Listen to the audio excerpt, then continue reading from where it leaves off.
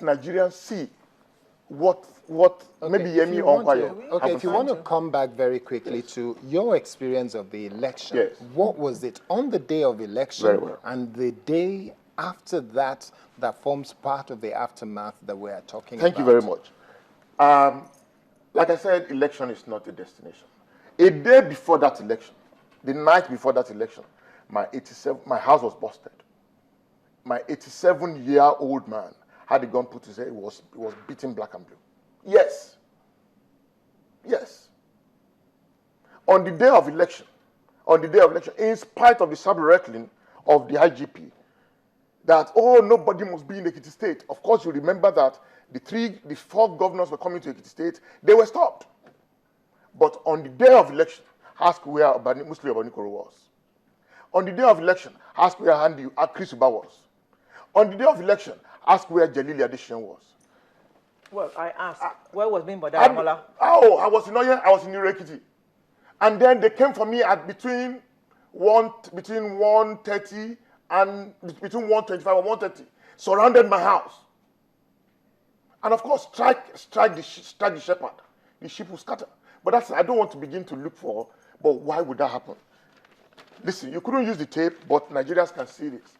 This is the report of a non-APC member. Ekiti Guba, my close shave with death. This guy is not a card-carrying member. This is a Sun reporter who covered that experience. And you can read it. You can read it. How even journalists, 6 of them were handed out of town on the orders of the Mopol who tear-gassed Fayemi only 2 weeks before. When Fayemi said he would concede defeat, he did it as a mark of honor. To do one thing, to let people know that this is not about desperation. And he added a caveat.